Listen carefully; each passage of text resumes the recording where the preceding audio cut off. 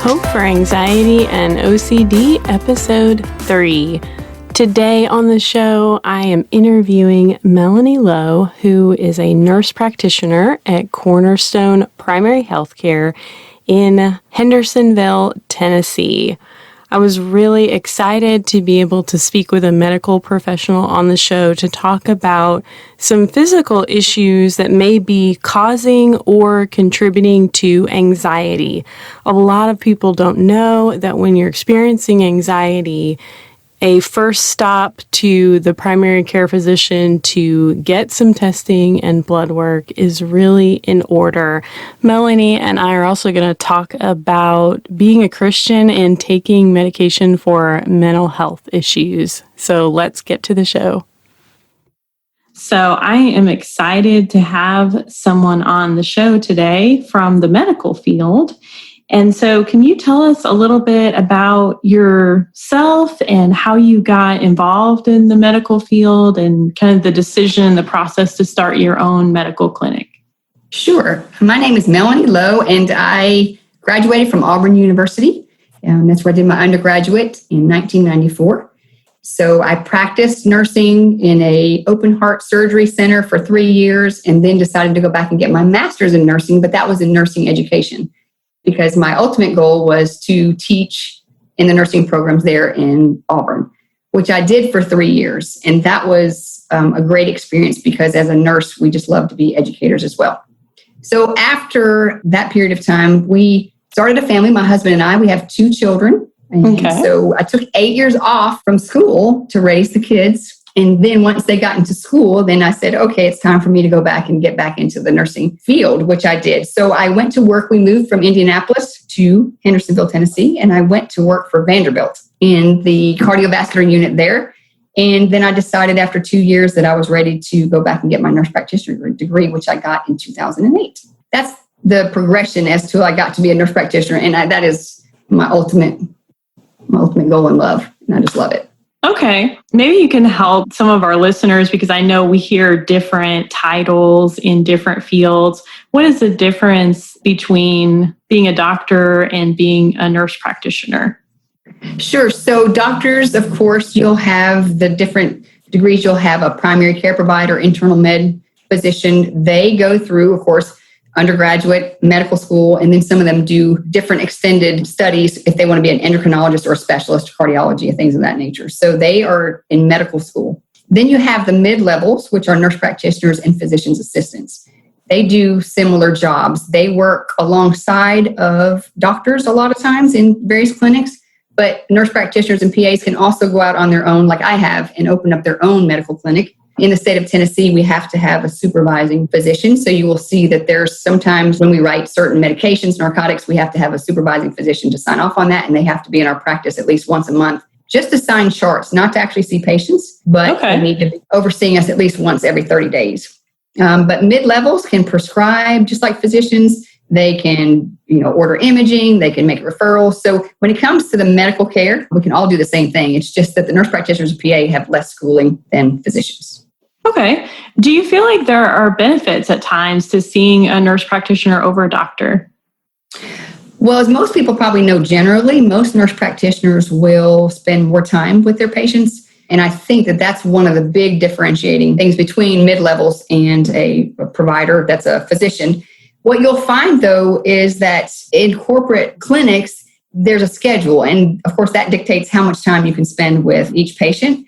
And so if you go out on your own and start your own clinic, then of course you can decide how much time you want to spend with each patient, depending on how in depth you want to go. And for us being a Christian-based clinic, we have the opportunity to talk about emotional, spiritual, physical, all of the aspects versus it just being like, you're in here to get your medications refilled and we're moving on to the next patient. So we have a lot of flexibility with our schedule and how long we want to spend with our patients. And that's one of the biggest things. The tagline actually for my clinic is the full extent of medical care with the heart of a nurse. And I think that kind of encompasses everything. So we can do the whole medical realm, but then with the heart of a nurse, lets them understand that we want to sit down and get to know their families and their children and things that's going on in their life. So that gives us a little portion of the heart of a nurse. I think that's really huge because health is so interrelated. Our physical health and our emotional health and our spiritual health is very interrelated. And a lot of times, unfortunately, seeking help or treatment, we're only isolated on one aspect of those when really we need an all-encompassing approach. Right. And that's why when the vision came with my husband and I, when we decided in 2010 to start a clinic, we didn't know what that clinic was exactly going to look like, but we did know that we wanted to be a Christ-centered healthcare. And therefore, that's the name Cornerstone. That's how because we wanted Christ to be the cornerstone of the practice. And the biggest thing for us was to do the physical, emotional, and spiritual health with that. And because that makes up each individual. And you're right, if you take out one portion of that, then usually if you're great physically, then maybe emotionally or spiritually, you're not doing so well. And that affects us physically. Each one of those is so interrelated. And I think that's one of the biggest reasons that patients, when they see a Christ-centered or Christian-centered clinic, they're more apt to come in, feel open to share their faith, discuss what's bothering them, or maybe a struggle that they're having. So that's where we have found our biggest benefit, we think, to most patients. And we have lots of stuff around, like we have lots of artwork that's Christian. We have scriptures that are up on the walls. And I think one of the biggest things for us is we have a prayer board out on the wall. So that allows the patients, when they come out, we have little cards that say prayers or blessings. And so if they have a prayer request, we don't put anything identifying who they are, but we put those on there and we put them on our wall. And then as they come in and we hear that, wow, their health issue has been resolved, or they got to buy the house that they didn't think they were going to get, then we move it over to the blessing side so that they can actually, people can see how we've transitioned and how prayers are being answered. And the other part too, and other people are coming in because they just want to sit down and have you pray with them because they've gotten some medical, like maybe they have cancer, they've got some kind of diagnosis, and they will literally stop in and just ask if they can go to a room and pray. They're not here for an appointment. And so it kind of gives you that welcoming and inviting part. And you're right, that's how this is all together, physically, emotionally, and spiritually. That's a very unique practice concept. I don't think that I've ever heard of anybody that's practicing medically in that way. So that's pretty unique. Yeah, we have found that it's a lot more accepting, I think, than most people would, I think, initially feel that it would be. We have believers that come in who are Christian. We have people of other faiths. We have non-believers. But if they're struggling with something and you ask if you can pray with them, I have yet in 10 years had anybody tell me that they didn't want me to pray with them. Amazingly, they're very accepting of that. We don't push it on them, but we just say, hey, is that something that you would allow us to do with you? And they're very open, and it's our ministry. This is kind of a ministry. Each person has a ministry field, and this is what it is for me. So I can actually have my ministry field and my work all in one. Right. Yeah, so it's helpful. Yes. So one of the things that I see in my practice, I will always ask people when they initially come in, do you have a primary care physician? And unfortunately, we're living in this day and age where many younger people don't really see the value in primary care. They don't see the value in going to the doctor for just a general wellness checkup. And so they'll tell me things like, well, if I get sick, I just go to that little place in the drugstore or something and they take care of it. Why do you feel like it's important for people to have a primary care physician that they go to? Sure. And that's a great question. We have a lot of people that do the same thing, especially the younger people who maybe don't have any chronic illnesses like you're talking about.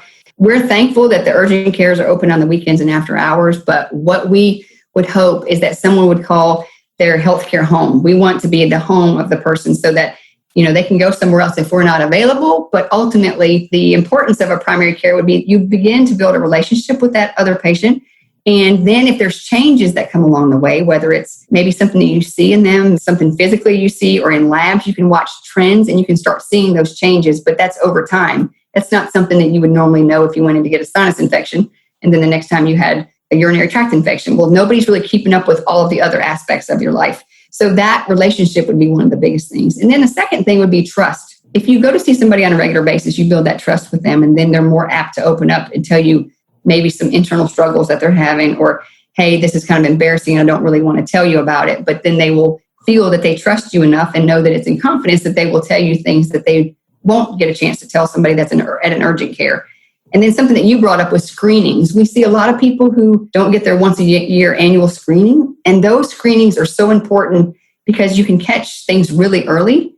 And so that you can take care of them and treat them before they become a more serious and more difficult to treat problem. And so screenings are super important, whether it's wellness exams for just your overall annual physical, whether it's PAPs, whether it's mammograms. We try to do all of the screenings to keep people up to date on those. And so if you're going and you're not having that continuity of care, nobody's keeping up to when your last mammogram was or when your last physical. And so it's super important to have that relationship so that that can be developed along the way. And then there's ultimately better outcomes for the patient when you do that. Right. That absolutely makes sense to me, that someone that can see your whole health history across time and start to notice patterns maybe before you do or before a one-stop shop would. Yes, exactly. Yeah. So sometimes people come in and they may feel intense physical symptoms and you may rule out medical causes and it looks like it's anxiety. Can you talk with me like a little bit about that process? How do you know or differentiate, is this person who's maybe presenting with difficulty breathing or rapid heart rate? How do you know if that's anxiety or not? Yes, so most people who struggle with anxiety know that some of the common symptoms would be things like a headache, a rapid heart rate, like you mentioned, palpitations where they may feel a skipped beat or two, difficulty sleeping, their mind is racing, they might have a lot of GI issues, stomach, diarrhea. So amazingly, that anxiety can cause symptoms in multiple body systems. And so our thing to rule out, a lot of it can be done through blood work, EKGs, things of that nature. So some of the underlying causes of what you have to figure out is which is the anxiety causing the physical symptoms or is something physically making them have anxious feelings. And so for us, if you rule out deficiencies such as like vitamins, so say B12 and B6 and iron, those deficiencies can cause people to have anxious feelings if they have a hormone imbalance. And that hormone could be thyroid. So hyperthyroidism, where your thyroid is in your neck and it controls a lot of different parts of your body, but one of those is how rapid your heart can go. So if you have hyperthyroidism, you are in overdrive. And so you have a lot of thyroid, which increases your heart rate. So, and it can feel very anxious. So if somebody comes in and they're having those symptoms and you do a simple blood test, you can find out if that's the cause, you treat their hyperthyroidism, and then their anxious feelings all go away. Anemia is another one. If someone is either losing blood or maybe not making enough blood, so their red blood cell counts are low, the same thing. They'll have a rapid heart rate. They're short of breath, which those are very similar to what people experience with anxiety. So if you rule that out as a cause and find out why are you anemic, give them some iron, build their stores back up amazingly, you can get rid of some of those symptoms. Some people actually have underlying heart issues where their heart will race or they'll have skipped beats. And that can be from electrolyte imbalances like magnesium and sodium and potassium, or it could be an underlying heart issue. And again, once you take care of that, it'll help with the anxiousness.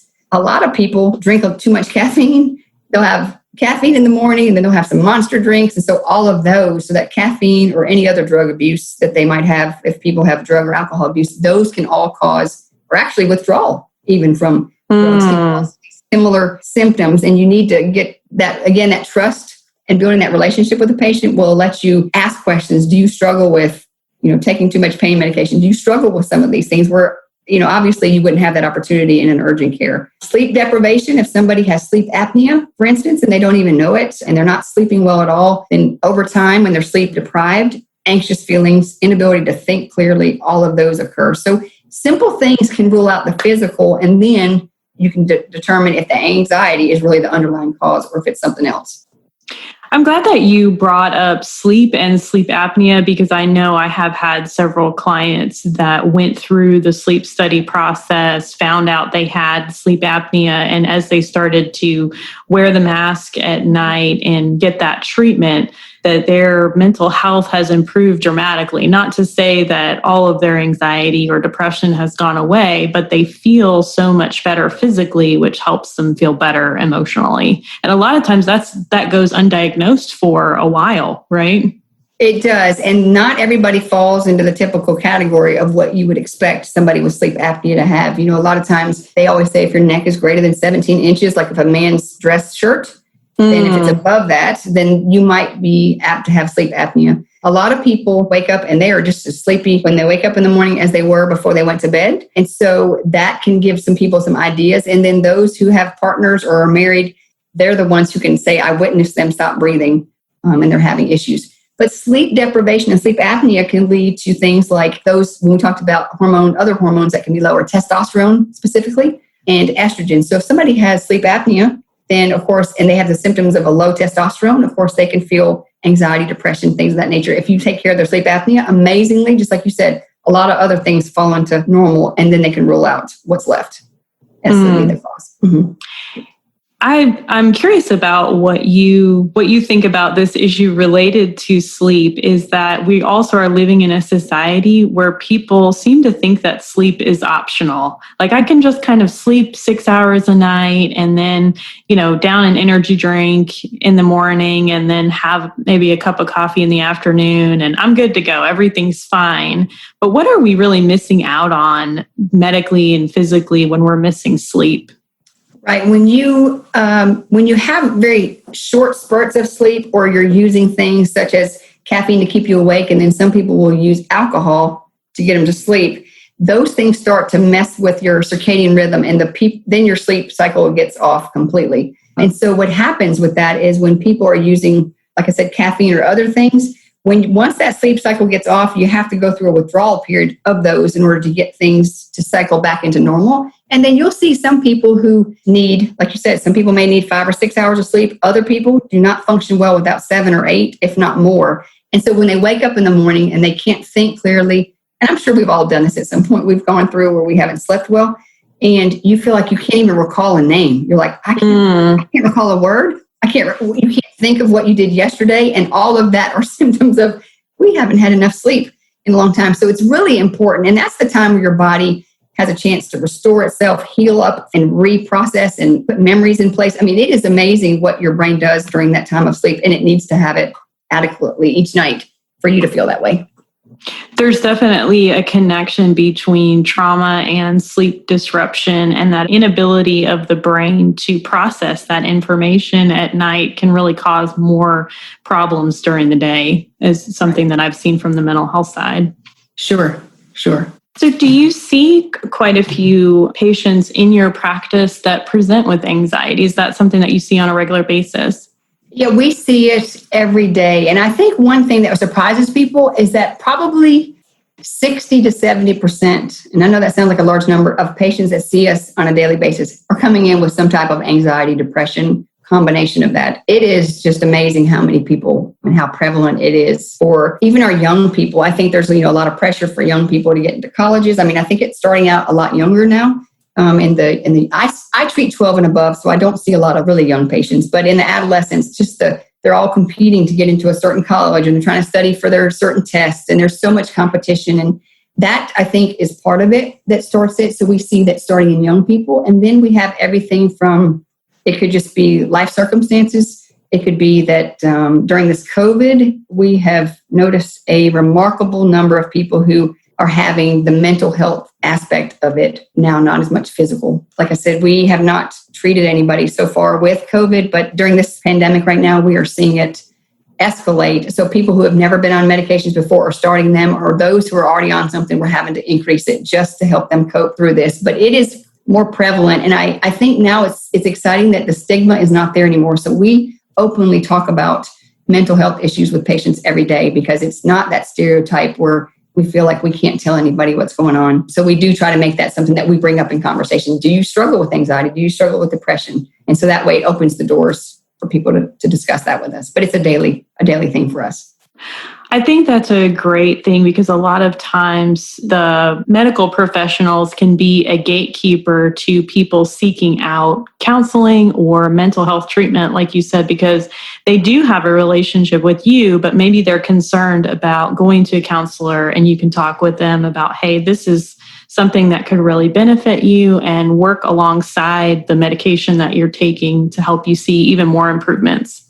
Right. And I think with us as well now, a lot of people they either get shamed into not taking medication, they get from friends or family, or even within themselves, they feel nervous about taking medications because they've been told you need to pray harder, your faith is not strong enough. And, I think that's very difficult for the patients when they come in here, because they already are dealing with that guilt of having to come and ask for help. And we try to make it as easy as possible and just present all of the options that they have and then let them choose what's best. Because just that decision to go on medication or to get counseling, admit that I have an issue with anxiety, that is a huge thing for people. But once they make that and commit to it, it's amazing how much benefit they get from all of these, whether it's medication, counseling, it doesn't matter. I mean, there's a huge benefit with all of those together. And some people are open to moving past that and getting that help, which is what we love to see. We love to help them. Right. What would you say, because this is an argument I hear a lot, people will say, I'm concerned about getting on medication because I don't want to become addicted or dependent on something. I don't want to have to be on this medication for the rest of my life. What do you say to someone with that type of argument? Sure. And that's one of the things that we discuss with patients when we do start those medications, because what we found is when patients start them, it doesn't necessarily have to be a lifelong. We tell them, it all depends. It could be their life experiences. They could genetically be predisposed to have some of these mental health issues because of family genetics, life experiences. And so they may need to be on something long-term. They may have realized that I've been struggling with this since I went to kindergarten. And so those people are probably looking a little more long-term, but the majority of the people that we start on, it may just be situational. It may just be, I have just lost a loved one. I recently was divorced. And so they'll take them 6 months, a year, and try to see how, through counseling and through journaling and all the lifestyle modifications, how they are doing after 6 months or a year, and then come off of them. And I think the other thing too is a lot of people still have that thought of that the medications are going to somehow change their personality. It's going to make them they're going to withdraw from people, or people are going to know that they're on something. But amazingly, the medications are so mild that they just take away the symptoms in people's personality. It actually gets rid of all the cloudiness and things, or the things that maybe was suppressing their personality. It actually removes all that. And now the people go, that's the old so-and-so that I knew before. And they start to see those personality traits that they had, but they haven't seen those in a long time. So it's not a lifelong necessarily. And some people need to spend 2 or 3 years, but a lot of times we can just use them to help them transition through some circumstances and then come off the medication. I actually did that in my own life. When I went through a divorce, I got on an antidepressant for 6 months, and I was in counseling during that period as well. And I followed up and talked with my counselor about coming off the medication, and I talked with my doctor about coming off the medication, and they were both in agreement that it was time and that I was feeling more hopeful and better and functioning better in my life. And so that was a huge help for me for those 6 months to have that, because it made it so that I could continue to work and could continue to function and be a responsible adult. It is amazing how like you said, there's so many different types of medications now that we aren't just stuck with a certain class. And so we as primary care, most primary care providers will start somebody on something and take care of them. And then if it ever escalates and needs further combinations of medications that we in primary care are not as comfortable in prescribing, that's when we'll send them to a psychiatrist or someone else who can put together medications that we do not feel comfortable putting together. But the majority of the people we can treat in primary care, just like with any other disease process.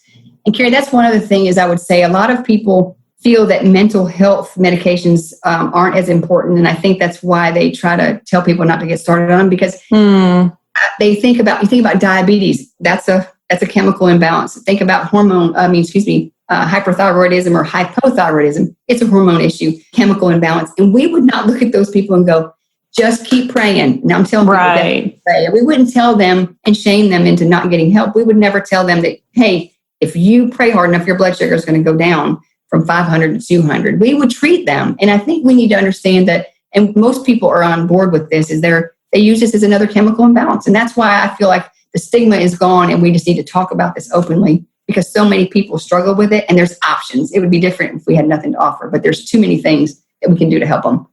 Right. I agree. And I like that you brought up that there are different classes and different types of medication that people can be on, because they may start on a particular medication and it just doesn't work as well for them. People's body chemistries are a little bit different, and they may have to try a different medication or increase or adjust the dosage in some way in order to feel better. That's exactly right. And a lot of the times we get that information from counselors. Like maybe a patient goes to see a counselor first, and they're the ones that say, you know what, I think that this person would really do well with starting a medication. And that's, I think, confirmation to the patient as well. that they have two different people, like you said, you got your counselor and then you're with primary care. And now together, you're going to see them in your office and you can kind of tell if you can think clearly and you can see some improvement and benefits from the medication. Or you can also, we can see from our end going, okay, no, you've had a lot of weight gain. It looks like you are still really struggling and you're crying a lot. And so together as a team, and this is again, one of those team approaches where we just all need to work together. If there's a side effect, speak about it, tell us, like you say, because there's a lot of options and we can just change it up and make it where it's best for both. Right. Awesome. Yeah. Let's talk a little bit about how lifestyle changes can impact us in a positive way, our physical health and our mental health. That's a great one because a lot of times, people may not have given as much thought to maybe their diet and exercise. I know we ask them about that a lot, but a lot of people don't realize how that can actually impact mental health as much. If you think about diet, when they used to say, what goes in is what comes out. But to be honest with you, there's so many foods and so many different diet plans and stuff that people are on. Not all of them are best when it comes to nutrition. So I would say, definitely read through and find out which diet plan is best for you, whether it's just losing weight or is it just eating more healthy anti-inflammatory foods, meaning things like reducing your gluten, reducing your dairy, and reducing your sugar. That is probably the three biggest things. And those are the best tasting things usually. So that's how it works. It is. That's hard to get people to realize that. But if you just reduce those gluten, sugar, and dairy in your diet, amazingly, people feel more energetic. Their joint aches and pain, everything that could be inflamed, it amazingly helps that. And so that is one huge dietary thing, if I could impress on anybody, is to try to use that kind of diet. Don't go strictly keto and don't go strictly whatever. But I'm just saying, just do a balanced diet with a reduction in those three things. And I think people would feel better overall. Along with that is exercising. It's hard. People are struggling with time. They can't find enough time between family and work and other outside responsibilities, taking kids to their different activities. And I think part of that would be find 15 or 30 minutes. It doesn't take a lot. You can actually find videos that do 10 minutes of high impact in the morning or in the evening. And so I think each one of us, if we looked hard, could find 10, 15, 30 minutes a day. But the goal is somewhere around 150 minutes a week. So if you can pick out 45 minutes, 3 to 4 days a week, or just 30 minutes, 5 days a week, and find out what you love, just get up and move. It doesn't matter. Just do something. Gardening, mowing the grass, as long as it's not a riding lawnmower. Right? That sort of stuff, walking the track. And then along with this as well is getting out there and having a support, like get out with your friends, do something that you enjoy and get that accountability, because it's so much easier to do this stuff with other people. Plus you can talk to them and solve all your problems while you're walking and you're doing your healthy stuff as well. But those are just some of the things that, in addition to medications and counseling and things, that would be helpful for mental health. Absolutely. Before the pandemic started, I was very involved in group fitness, and that was just a lot of fun to get together with some other ladies and do a dance workout or, a boxing workout. And it's just fun and it's helpful. It keeps you going to have somebody else there with you exercising, right. I think keeps you committed to it. I know that there have been studies done where they've actually compared people who were on antidepressants and people who exercised and people who did both. And a lot of times the people that fared the best did both, but the people that, had the exercise, sometimes they did as well as the people that were on antidepressants. So that's pretty incredible to have that type of results. Yeah, very good. So kind of like as we're getting to the end, I think this has been very helpful information that you've shared with us. I like to ask every guest to share like a story of hope, which is maybe a time that you received hope from God or another person. Yeah, mine probably doesn't come from a specific person. I would just say that, God has given each one of us certain gifts and talents that we're supposed to use to bring others to Him and to further His kingdom and to glorify Him. And I think if we find something that we're passionate about and that we love, and we keep God first and focused, like in the perspective of putting Him as a priority, that He will be steadfast and He will be the one that gets us through and makes us feel fulfilled. And I think that like back in 2010, just opening up this clinic, it was stepping out on a limb and it was stepping out on faith. And there were times where you're like, there's not a single patient. Like when we first opened, there may be one patient in an 8-hour day. There could be two, or people, there's times when there's financial difficulties going, are we going to stay open Or are we just going to sell out to a corporate or just close down? So there's lots of things along the way, but continuously, God would put people in place, or the patient would come in and it's like, let me pray for you. And it was amazing how it became almost like a community. And so it was over and over. God was just like, just be steadfast, continue on this path, even though you can't see what's going on, and then rely on me. And so doing that over and over, now during this pandemic, here we are, moved out of our old place where we rented, we built a building. And during this COVID, when everybody else is, furloughing people, we're hiring and growing.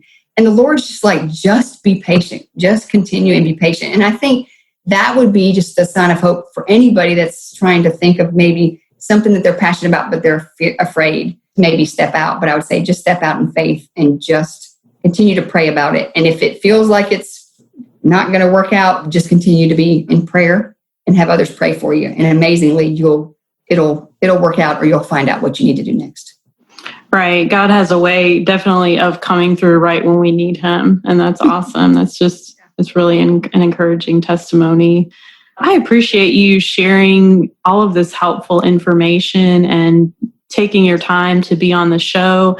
I hope that this podcast really encourages people that if they don't have a positive relationship with a primary care provider, that they can have that, and that they can find somebody that they can connect with and trust and have as their health home.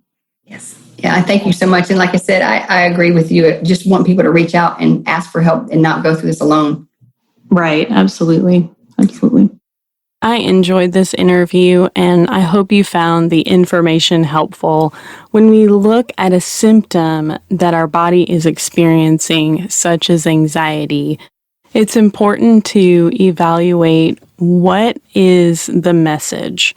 Like, if this is the symptom we're experiencing, what is the meaning to it? And so sometimes this may mean that we're having physical issues such as a malfunctioning thyroid, or it could mean that our body is responding in response to past trauma that we haven't processed, or anxiety could be the result of constantly living in the future and worrying instead of learning and focusing on being in the moment of what's actually here right now.